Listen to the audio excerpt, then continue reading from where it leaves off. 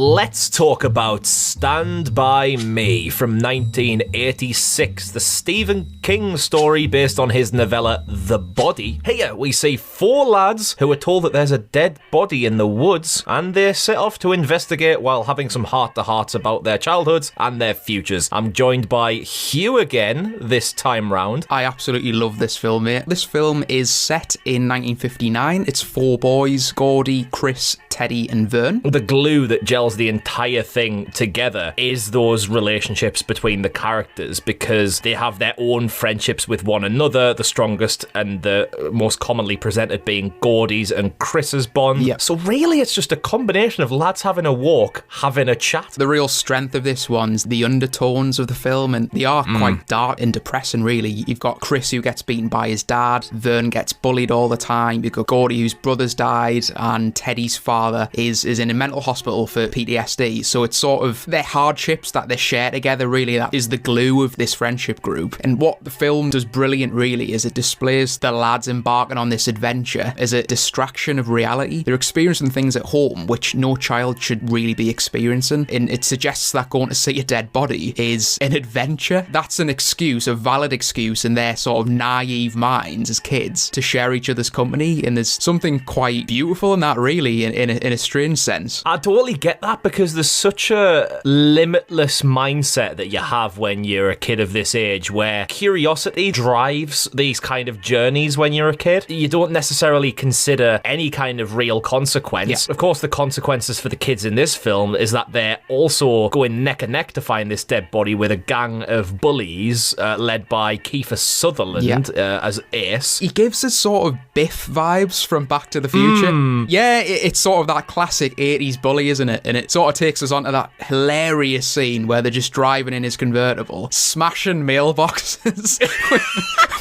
with baseball bats. Like, they've just come up with this game of pure vandalism. It's just hilarious. And it's just that sense of they don't really have anything to do. You've got the younger gang who's looking for a dead body, and you've got the slightly older gang who are just causing havoc for something to do. And it's that kind of small town mentality where you have people who get trapped in that town, and you've got people who want to escape it and go on to better things. And it's that kind of counterbalance between the two, really, that's just shaped so well in this film. I don't know about you, but when I was a kid, everything just seemed bigger. I want to bring on the junkyard scene. The narrator, who we later find out is Gordy, is an adult. Gordy, yes. Richard Dreyfuss. Yeah, he describes the dog Chopper as being...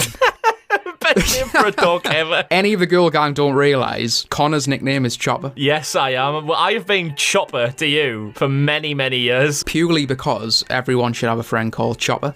So comment it down below if you've got a friend called Chopper. And if you don't, subscribe and you will have a friend called Chopper. So, yes, the narrator describes that the dog Chopper is being trained to attack kids on site who trespass in this junkyard, but in reality it's just a little fluffy golden retriever thing once the kids turn around, and it's just little scenes like that sort of perfectly encompass the detachment from reality that you have as a kid. Something just seems so much bigger and fantastical than what it actually is. This really comes full circle at the end of the film when the narrator says, on the return to Castle Rock, the town seemed smaller. It's suggesting that they'd grown as men, really. Yeah, because it's very much a coming-of-age movie, as many of Stephen King's movies are. They are looking to find a body, but also it's kind of a symbol of their uncertainty, of their futures, as it were, which plays into a lot of their conversations, chatting about the idea of going to college, which Gordy is a bit sort of reserved of the idea for, but Chris, being his best mate, is someone who comes from a background where the idea of college is pretty much never going to happen, so why would you squander an opportunity when so few people get that opportunity? And that kind of has that level of friction between them. So people try and link the characters to the body itself and what that may represent. There's all sorts of theories out there about what the body represents. My own personal opinion on this is I think the body could represent the shared pain between the four characters, because make no mistake about it, these kids have pain in their lives. I think you could say as well that the reveal of when the kids finally get to the body, it's done in a way where it's presented as a little anticlimactic. Yes. realistic for whatever reason. 100%, yeah. It's very downplayed, Yeah. even though that's the main aim of why they're on foot. In my thoughts, the conversations that they have,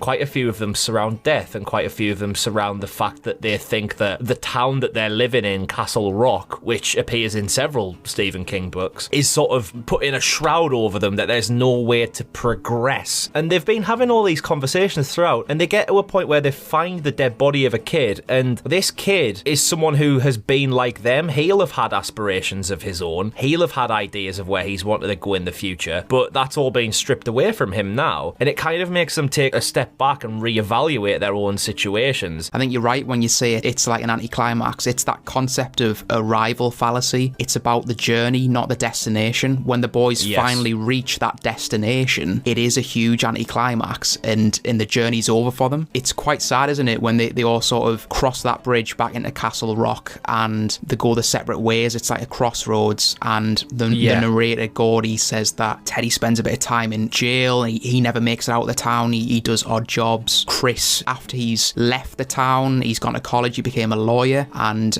Chris actually dies and gets stabbed in the neck. And Vern gets married quite young as well, and I think it says that he has 4 kids. The narrator says that they didn't really see much of each other, and they just passed each other in the hallway. It's kind of sad to see that after they had that traumatic experience together, that huge experience that no child should have, that they didn't really stick together. And if you're anything like me, you find yourself reminiscing over the good times that you had in your childhood, and just those funny moments, those really strange moments that are just hilarious looking back on as an adult. I'm yet to find a better film than this to engross yourself in pure nostalgia. I agree. It's strange, isn't it, that it can make you feel nostalgic for a time and a place you've never been in. Yeah. The morality and the heart and everything that goes on in this film is so relatable to anybody. We all, think back to these like little weird adventures we had with people from our childhood, and some of them we still see, and some of them we haven't seen since we were kids, and some of them are no longer with us. Yeah. Well, I think one of the best parts of this film is it touches upon simpler times.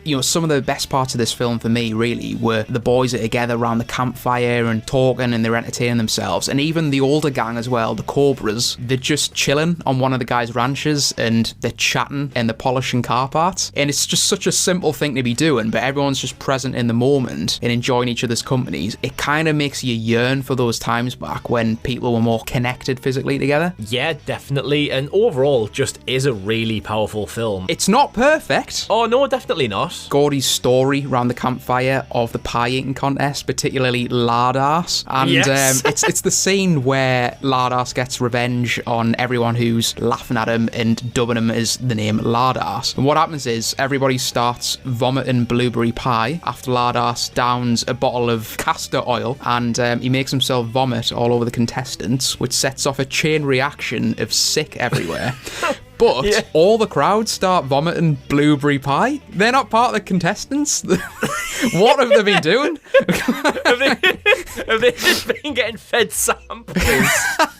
I thought some of the dialogue in this film was hilarious as well. So, go for it. How do you know if a Frenchman has been in your backyard? Your garbage cans are empty and your dog's pregnant.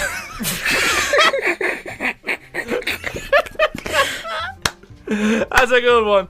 That's a good one. First interactions that these lads had in this film, and I was hooked from the outset. Casting on these, really good. Obviously, you got Corey Feldman, Will Wheaton, bloody River Phoenix in there, who, this is still his most famous film role. I mean, he passed away of an overdose, I think it was 7 years after this film came out, so he died a very, very young death. And obviously, Joaquin Phoenix's older brother. And you got Vern, who was in Kangaroo Jack. Yeah. I'll tell you what, though, he wins the puberty evolution contest. Absolutely knocked it out the park, this kid. As you say, you can watch this like retrospectively now in, the 2020s we're in now. Jesus. The way you pass time is by setting foot on these crazy adventures just to have stories to tell people. Friendship, sharing stories, making stories, and getting to, a destination come the end of it, which isn't exactly where they wanted to get to, but it changed all of their lives and their outlooks on life. But for some of them, getting better results than others, and that's effectively really just the lottery of life in a way. It just brings up so many good memories, and as an English graduate like yourself, it really sort of scratches that itch of symbolism in it. And one of the standout points for me was the fact that these kids are following a train track basically for the film. That's their guide, that's their direction, and it really just sort of ties in with the fact that it's about the journey, and it's a sort of a powerful lesson that we can all take and apply to our lives, really. So there you go. Honest review of Stand By Me. That was myself, that was Hugh, and join us next time for another honest review. Thank you. Cheers. Do you think Mickey Mouse could beat Superman in a fight? Let us know down in the comments.